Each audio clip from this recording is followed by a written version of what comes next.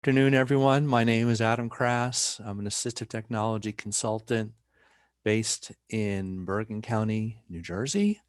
Brian Friedlander, another assistive technology consultant, is the co-presenter. He's going to be joining us in just a few minutes.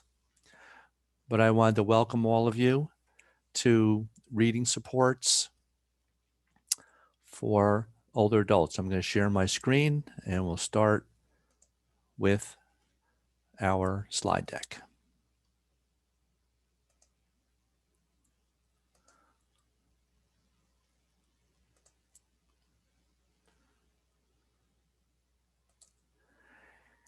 Now, until Brian joins us, if you have questions that can't wait till the end, then it might be best just to interrupt me and use your microphone. When Brian comes on, one of us can monitor the chat window. But until we get there, just let me know if you have a question. I don't mind being interrupted. And then we'll also have time at the end for questions. And let me just check something. Okay.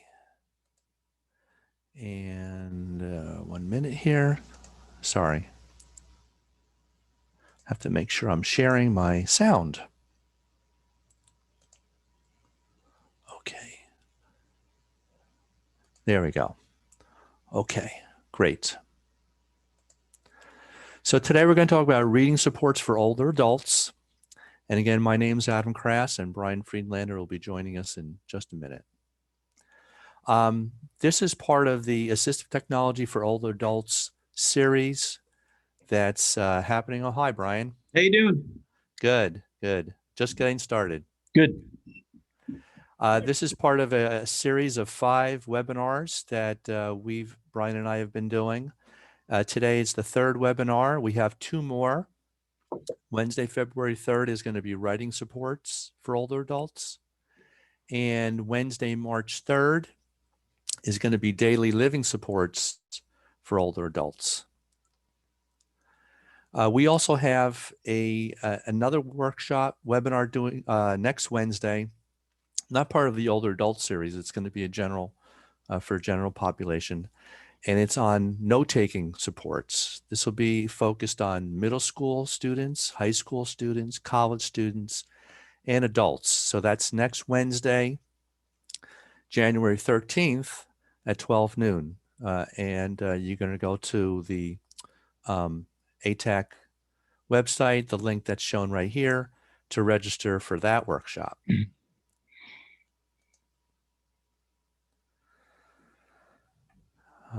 So why use reading supports?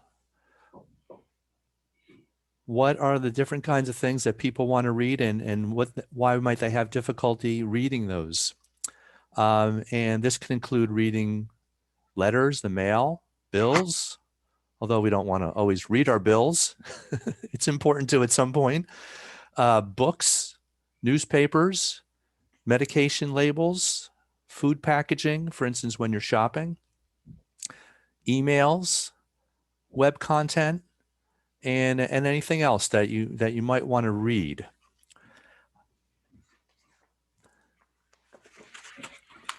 And who would need reading supports? Well, typically people with visual limitations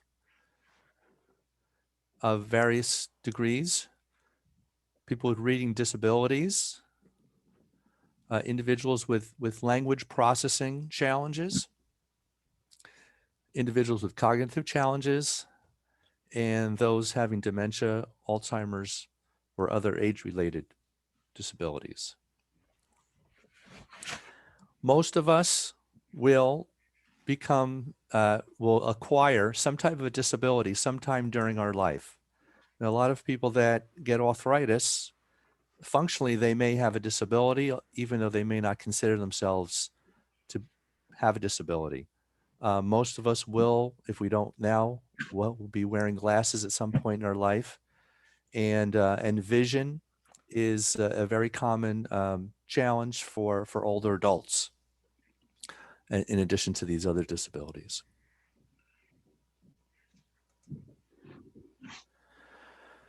And here's a list of some generic categories of low and medium tech reading supports. Large print materials from the library or from other sources is a common reading support. It's been around a long time. Sometimes people will make photocopies of material to enlarge it. That's another way of doing it. Many newspapers are available in large print format to make it easier to read. Then you could use something like a reading guide. I'm just going to show you some examples of one of these real quick. This is a colored reading guide. The stripe in the middle is colored plastic. It comes in different colors, and you just put this on your paper, and it helps you keep your place. And sometimes the colors can help with color contrast. Magnifying glasses are also commonly used. Here's a magnifying glass built into a ruler. You just place it on the paper and slide it down, and it magnifies the text behind the magnifying glass. There's also whole page magnifying glasses that you can lay on top of the page, and the entire page is magnified. Also, there's book stands. So if holding a book or a heavy book is tiring or difficult, you could use a book stand so you can have your book positioned correctly or comfortably without having to hold the book, and then you can turn the page as when you're ready. This particular one has little bumpers that hold the page down. But book stands are available pretty much anywhere, like Barnes & Noble, or of course on Amazon. Reading lamps can make a big difference if you have good light. That can make it a lot easier to see what you're reading. Colored overlays. Some people like colored plastic overlay that they lay right on top of the reading, and sometimes the color contrast helps make the reading a little bit easier. Many books are available in Braille format, either through, for example, the New Jersey Library for the Blind, or the Library of Congress, or your local library. There are also book services that will create materials in Braille format if you need that. The next format is audiobooks on tape or in cartridges. And these could be available from your local library or special audiobook services. And the last in terms of low and medium tech are desktop digital magnifiers. They used to be called CCTVs, but they're basically a camera that points down at your printed material and enlarges the image on a computer-like screen. And you can adjust the magnification level as well as the color contrast.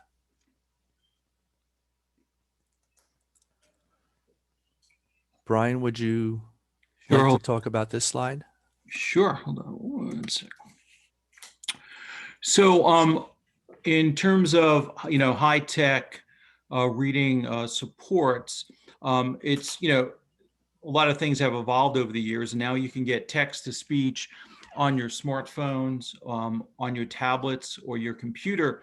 Oftentimes, you may not realize that it's there until you go into the accessibility feature on your phone or tablet or computer and turn that feature on. Once you do, then you could actually have the contents being read aloud. You also have digital, audio books, and also accessible digital books from libraries as well.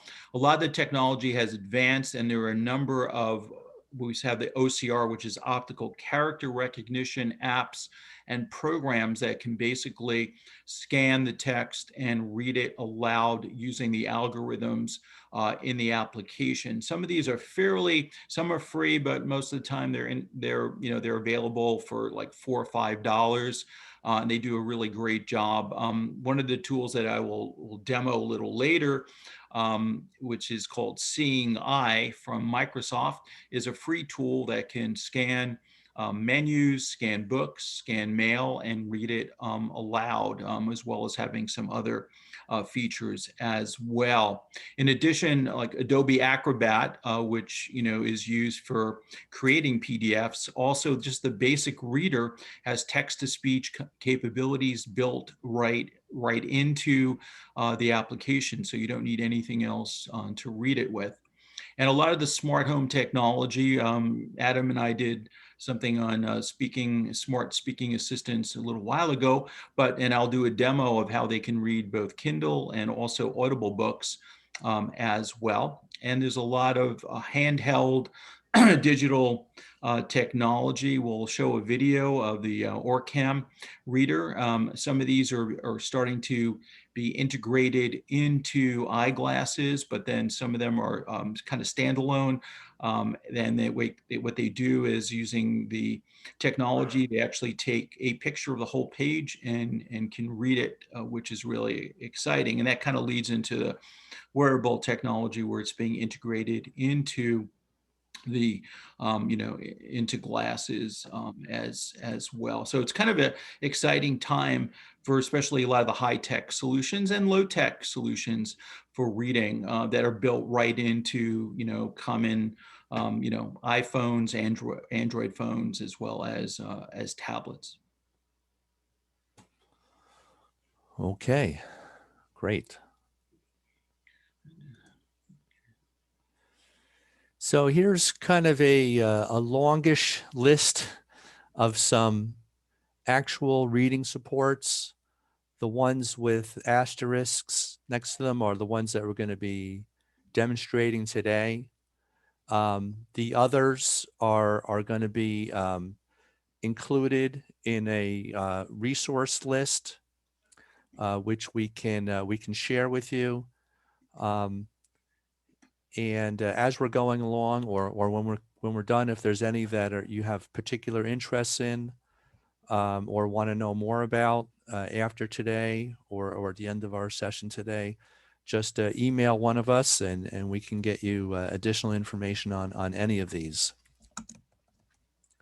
But some of the ones we're going to look at, Bookshare and Dolphin Easy Reader, which is an app that'll work on iOS devices or Android devices. We're also going to be looking at Read and Write for Google Chrome, which is a Chrome extension. We're going to be taking a look at the Libby app, which is an audiobook app that a lot of New Jersey libraries are offering through the Overdrive program. As Brian mentioned before, we're going to be looking at Seeing AI, which is another app to support reading. We're also going to be looking at Smart Home. And then we're going to be looking at some wearable tech device that has recently been introduced by Orcam. Some of these others are also commonly used and useful. If we ever do a follow-up workshop, we can go into some of these others, but I just wanted to give you a list of ones that you could also choose from. Anything to add here, Brian? No, that sounds good. Okay.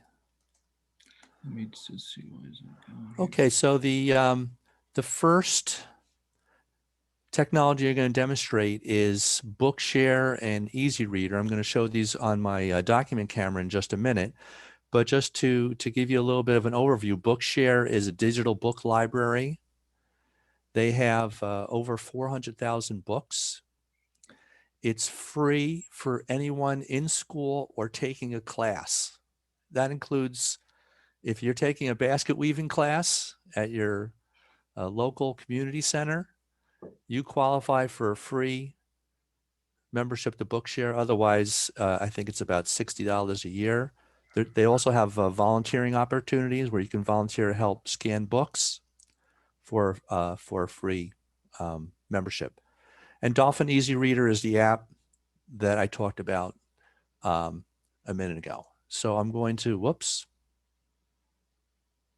I'm going to exit the slideshow and take a look at Dolphin Easy Reader. Okay, so here's Dolphin Easy Reader. The book I downloaded from Bookshare is The Life and Times of Frederick Douglass. And first of all, in this app, you can adjust the text style, the text size, the text and background color, and then the highlight color, the voice, the speed of the voice, and a few other settings. So I'll just let this run and show you how it works. And Times of Frederick Douglass, published in 1855 and 1881 respectively. He died in 1895. Chapter I was born in Tuckahoe, near Hillsborough, and about 12 miles from Easton, in Talbot County, Maryland. So you could also use this with the volume turned off and just using the highlighting, the visual highlighting, just to help you keep your place. You could plug in earbuds if you want to listen privately. And it also has a feature where it shows you all the chapters. So if you want to jump ahead or if you want to go to a particular page, you can do that as well. You can also set bookmarks to help you if you want to keep track of certain parts of it. And here's the visual settings. Here's the maximum text size.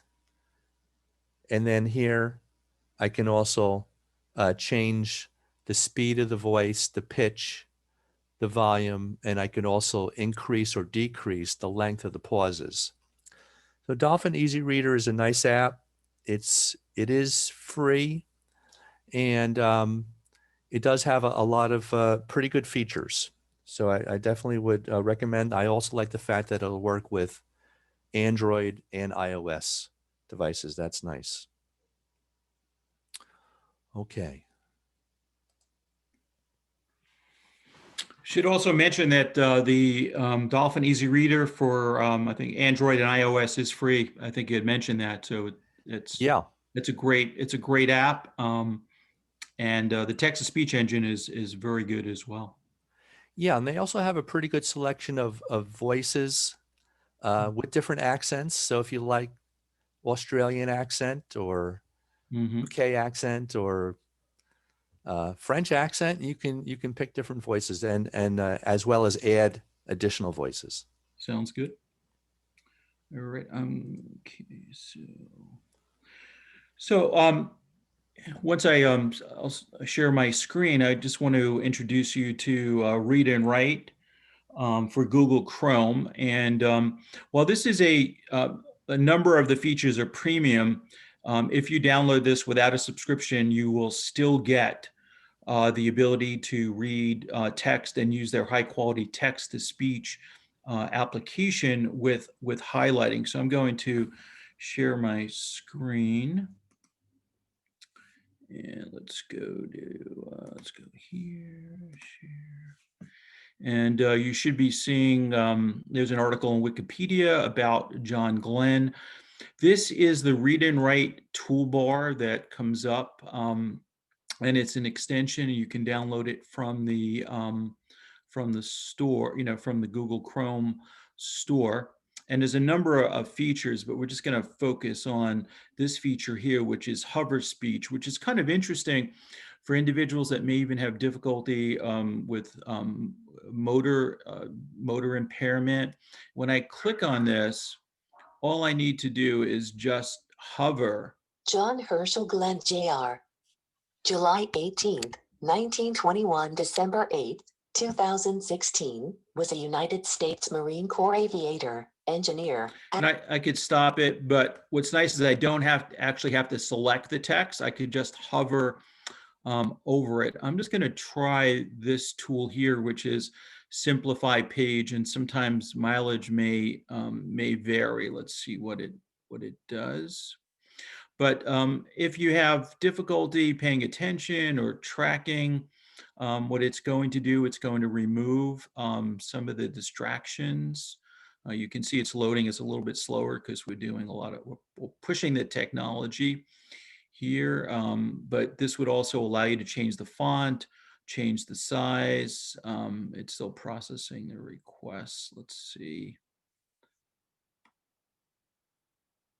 Yeah, maybe it was too much. Let's see what happens.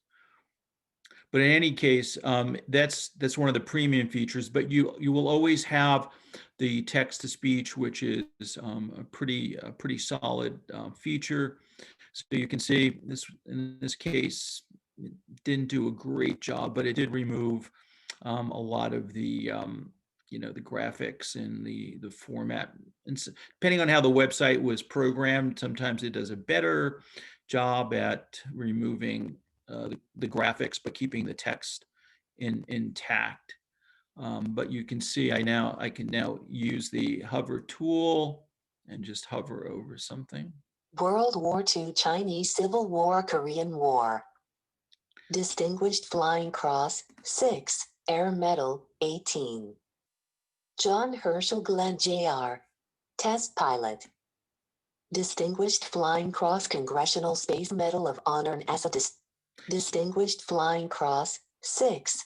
So you can see I can also, if you want high contrast, so it gives you a lot of kind of interesting tools, but the text-to-speech quality is good, and you can also always adjust how fast, and you do have a couple of different text-to-speech engines that you can rely on or change if you Presidential like. Medal of Freedom. I'll turn that Space off. Career. 1919 H 54 meters to. And Adam, I think I'll pass the baton on to you.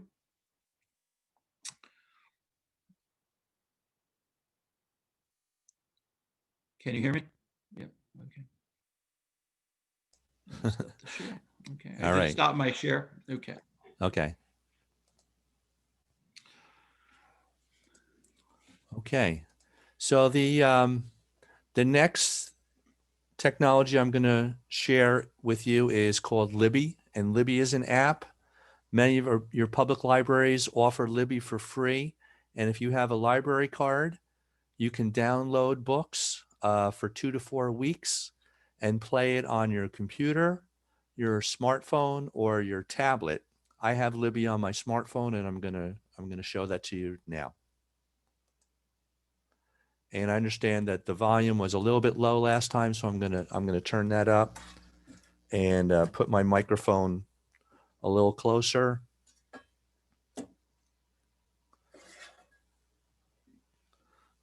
And okay, so here is the Libby app, and I've downloaded a copy of Beloved by Toni Morrison, and let's turn the volume up.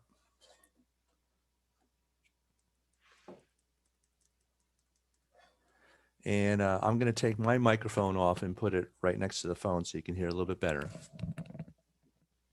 Shattered it. That was the signal for Buchler. As soon as 2 tiny handprints appeared in the cake, that was it for Howard. Neither boy waited to see more. Another kettle full of chickpeas smoking in a heap on the floor.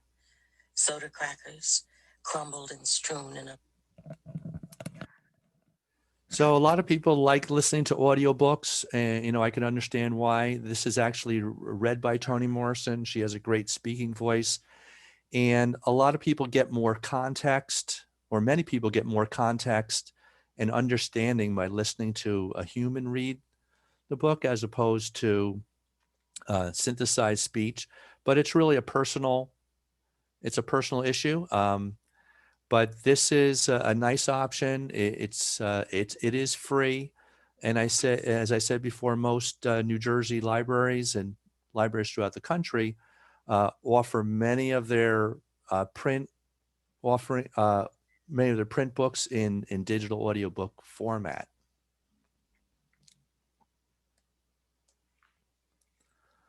Okay.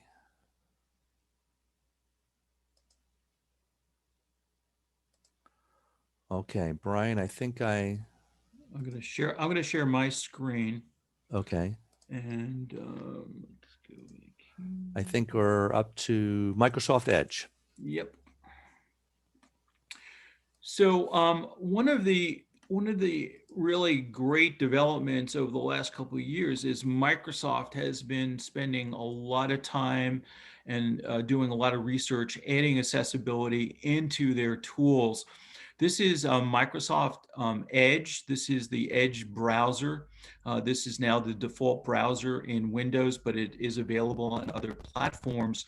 And they've added text-to-speech right into the browser without any need for additional applications. So I'm just on a website. I have my Edge browser open. I'm just going to select some text, and if I right click, you can see read aloud selection.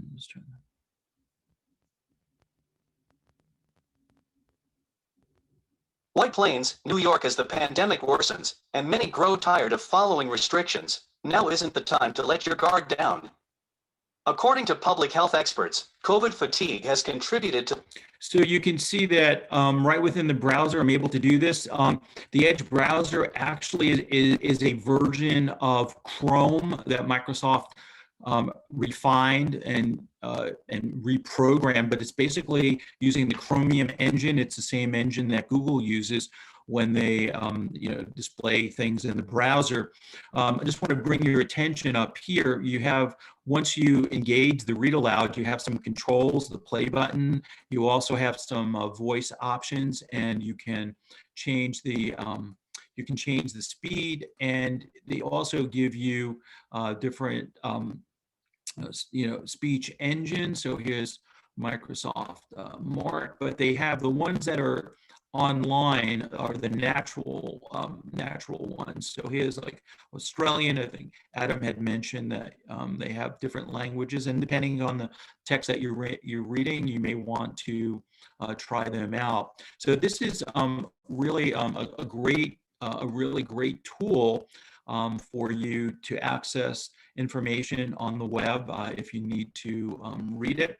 And you could also, let's see if we do that, which is really nice. And it's totally free. Brian, quick question. Yes. Do you think this a similar feature will be coming to Chrome? I would imagine so. I mean, it is using the Chrome, the Chrome version. I mean, if you're on a Chromebook, a lot of these are baked into the Chrome operating system. But Yes. Right now, you would need to do like standalone, text to speech for as an extension. Right.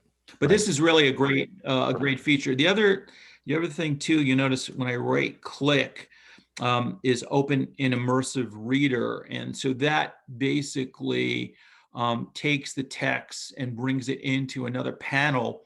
And then I can read it aloud. And again, you can see that I've now stripped the images and the pictures. It also has some other, you can set your like reading preferences, like with line focus. Okay, I got it. So if you have trouble with tracking, you can change it. You have text preferences, and then if I hit the read aloud. As the pandemic worsens and many grow tired of following restrictions, now isn't the time to let your guard down. I'm going to pause that. In addition, if you're working with individuals or maybe English is not their primary language, there's also picture supports. So these are using the board maker or the picture communication symbols. So again, you may have, even adults maybe have cognitive disabilities, and where the pictures might help with comprehension. So this is a really interesting tool. And again, everything I'm showing you, there's no, you just launch Microsoft Edge and then you're good to go. I'm going to stop the sharing, I think. Okay. Oh, it's me. It's me again. So one of the tools I'm going to attempt to connect this to my iPhone. One of the tools again that was developed by Microsoft is called Seeing AI. Preview. And let me just, I just got to sync this with my phone. And just give me a second here. Let's see.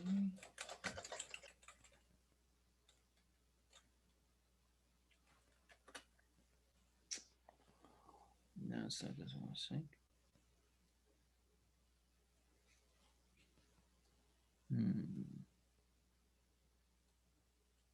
Yeah, it's not syncing.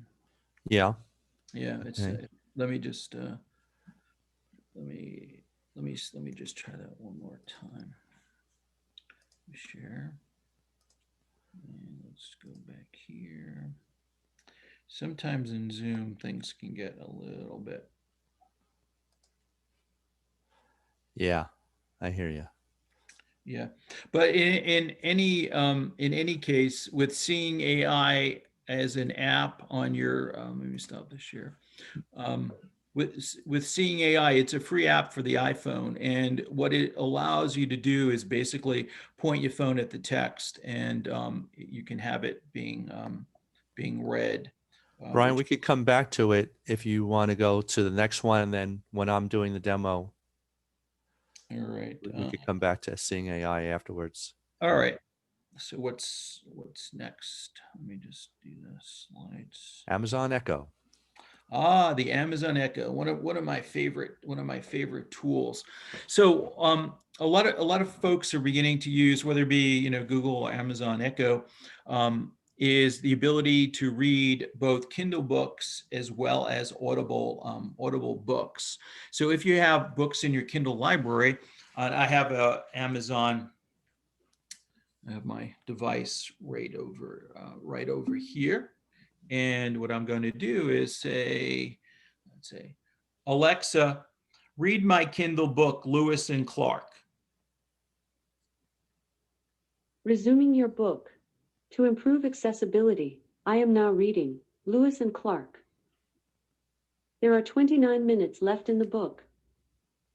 We buried him, Clark wrote in his journal, on the top of the bluff half-mile below a small river to which we gave his name. He was buried with the honors of war much lamented, a cedar post with the name surged. C. Floyd died here 20th of August 1804 was fixed at the head of his grave. The grave site in present-day Sioux City, Iowa, now includes a monument, a 100-foot high. So that's the Amazon device reading it using their text-to-speech engine. So there's no way to change the prosody. There's no way to change the speed right now. That's what you get. It's pretty clear. What's nice about this device and a lot of the Amazon Alexa devices is you can also plug a headset into it as well, depending upon the device. So you can read most of your Kindle books, a very high percentage of your Kindle books, by listening to them. If you've used Audible, which are generally professionally narrated books, then you can also listen to them on your smart devices as well. So if I say, Alexa, read my Audible book, Grit. Getting your selection from Audible. Resuming Grit. There's 8 minutes left in the chapter and 7 hours, 44 minutes left in this title. They found that adjusting for baseline physical fitness, quote, had little effect on the correlation of running time with mental health, unquote. In other words, Will Smith is onto something. When it comes to how we fare in the marathon of life, effort counts tremendously. How long would you have stayed on the treadmill? I asked George recently. I wanted to know because, in my eyes, George is himself a... So that's the Alexa device reading an audible book, and this is being read by the author of the book. But these are all professionally narrated. So again, if you want to listen to your books on these smart devices, it's relatively easy to do as long as it's in your Audible library and your device is connected to your account. So it's really a great service. Yeah, and Brian, it occurred to me that this would be especially good if someone wants a hands-free way, to access their either their Kindle books or their Audible books. Absolutely. I mean, if you have, physical or motor, challenges, this is a great way to independently be able to read your books, which, and again, you could hear the clarity of it, which is nice. In addition, if you have things, if you have books or things to read on your smartphone, you can also pair that with these Alexa devices because they have Bluetooth built in as well. So you can use them also as an external speaker if you like. If you're more comfortable using your phone, you can do that as well. Mm-hmm. Great. Okay. So next, we're going to take a look at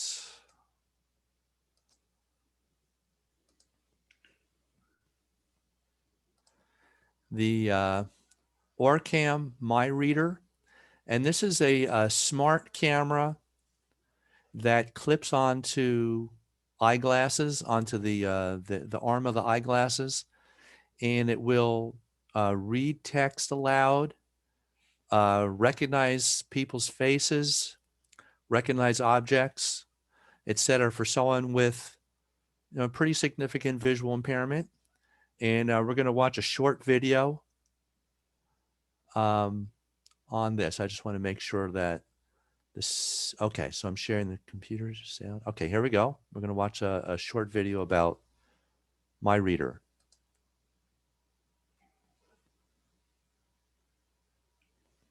Orcam MyEye was designed especially for people who are visually impaired, whether it be low vision or any sight condition or fully blind. Anyone can use Orcam MyEye. The most important thing that it can do is that it can read text. It can read text, any printed text, wherever you are, on any surface. Orcam MyEye will be able to read it. So if it's a book at home in the evening, if it's a newspaper in the morning, if it's the documents that come across your desk at work. But Orcam MyEye can do a lot more than just read text. It'll recognize also the faces of people around you. You can teach it to recognize products. It'll identify barcodes.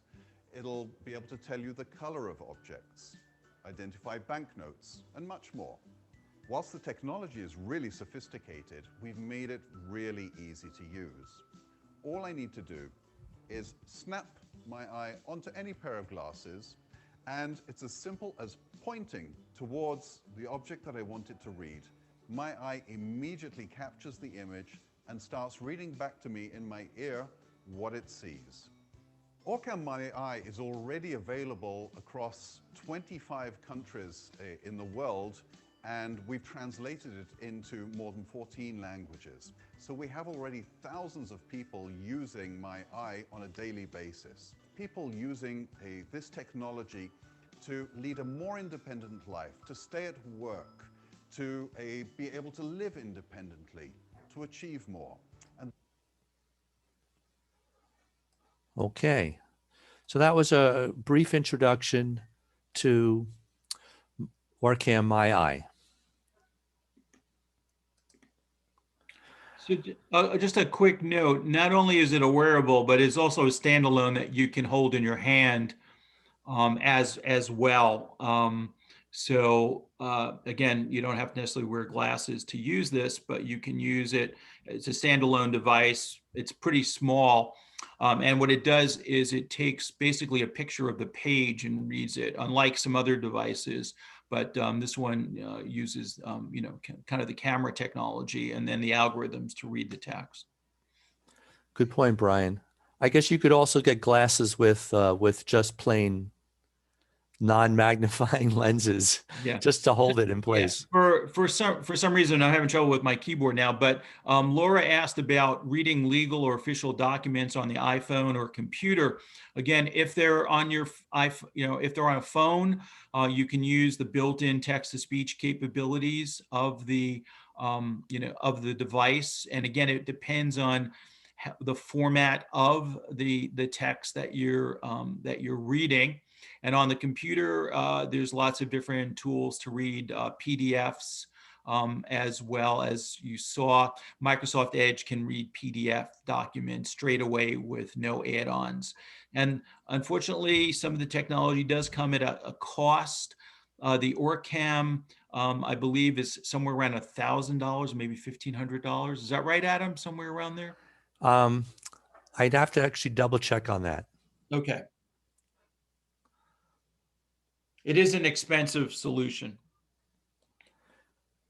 I would imagine it's still relatively new, Yeah. and they probably haven't reached worldwide manufacturing scale yet, where they could bring the per item cost lower. Yeah. But I would imagine that this might be available for funding through an agency like New Jersey Commission for the Blind, et cetera. Mhm. Or especially if it was going to be used for work situation. Okay, so here's a brief list of some of our resources from today. We can provide anyone with a copy of our slide deck from today. There's also a longer resource list, which we can also provide to you. And before we get to the questions, I just want to invite everyone to complete a brief survey. And I'm going to put this link in the chat window. So you can access it. Chat. All right. I have to stop sharing to get to the chat. Let's see. Brian, can you put that in the chat window for me? I'm having trouble with my keyboard. Oh, all right. So I'm going to put this in. I will stop sharing and put it into the chat window. Whoops.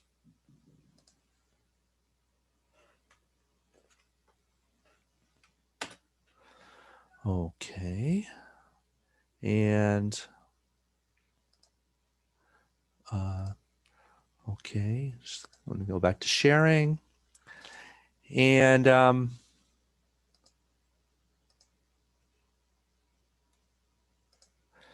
also, if anyone would like a copy of today's workshop as well as the resource guide, you could send an email to me, adam@adamcrassconsulting.com. Again, I will put this in the chat window. And here's Brian and myself's and here are our contact information, email, phone, etc. We're going to open it up to questions at this point. And we want to really thank you for joining us today. I know there's been a lot of questions through the chat window, but at this point, if you want to use your microphone and talk to us about anything that we talked about today or anything else related to reading, now is a great time to do it.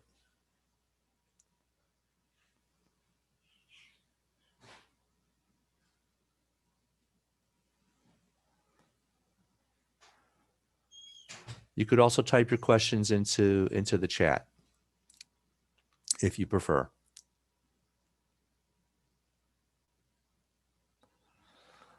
Okay, so I'm gonna put my email address into the chat. And I'll also put Brian's email address in there as well. Let me just get it. I have a question. Does the Yes. Dolphin Easy Reader and the Read and Write for Google Chrome or the Edge work on different formats from like Word documents, the web,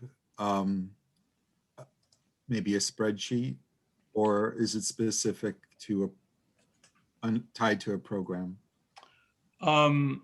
Microsoft has done a really good job. They actually have what's called the immersive reader that's built into their basically most of the Office 365 packages. So within Word, I can basically go to the immersive reader view and have the text read with no other built-in applications. Because on my computer, I have the narrator and I find it a little challenging to operate. Yeah, let me see if I can let me open a document. Let's see. All right, so if I'm gonna, let's see, I'm just gonna share my screen. Share screen. So I'm in Microsoft Word. If I go to View, you'll see the immersive reader. And I can change some of these, and then if I wanted to, just hit read aloud. So let me just do that. Writing Hand Ink is the inventor of several types of tablets that take advantage of electrophoretic ink, often called electronic ink. It's so much like paper. And I can actually go in here and I can change. They say that they're going to improve the quality, but if you have an Office 365 account, you could basically open up your Word documents online and they have a much more natural speaking text-to-speech engine. But this is built in. There's no, I didn't have to add anything, to it. And you'll find this in PowerPoint and Outlook as well. Well, that's helpful. Thank you. Okay. Any other questions? Okay, so I've put Brian's email address and my own email address in the chat. We have a few more minutes if there's more questions. Otherwise, it's been great working. It's been great doing a presentation with all of you today. We really appreciate you attending and look forward to hearing from you in the future and hope to see you at future webinars. There was one more question. Yes. Do any of the devices identify shapes in case you're doing words and or graphic arts? So if, especially on the web, some of the readers, if they've been tagged, will be able to read the alternate text or the tags. So that's dependent if the web developer or designer has created it with accessibility in mind. When it comes to a picture or a graphic, the screen reader will read what's called the alternate text to describe what it is you're looking at that you might not be able to see. Right. And if it's a text symbol, in other words, if it's a keyboard or if it's part of the alphabet, it'll try to read the name of the character. But it's very dependent on how the developer programmed that website and that page. So that's important. The same thing. And if you're developing even like PowerPoint documents and you want to put them on the web, there is an accessibility checker inside that lets you tag images and things of that sort as well. I have a question. Yes. This is Patricia. Hi. I haven't used the Libby app in many years because in the beginning it wasn't totally accessible for like the search for books process and so forth. Do you know, has it come a long way and is it considered entirely accessible now, like using an iPhone? That's a really good question. I'd have to look into that to find out more. I've only been using Libby for about a year, so I really couldn't compare it to older versions.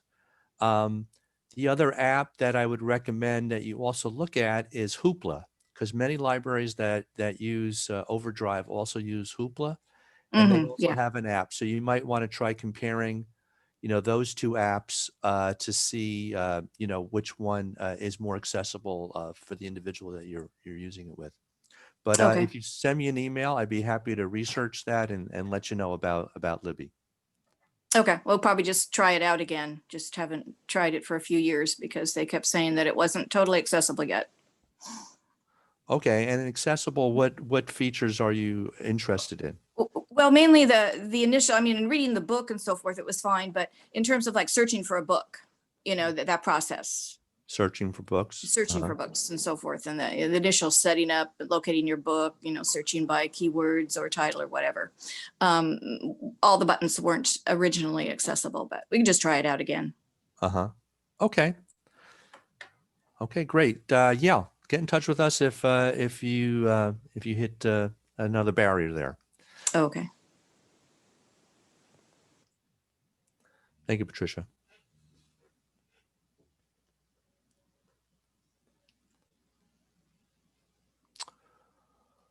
Okay. Well, what do you think, Brian? I think it's a wrap. Okay.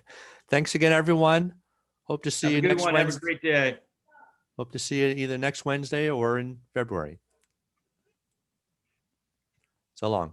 Take care. Bye.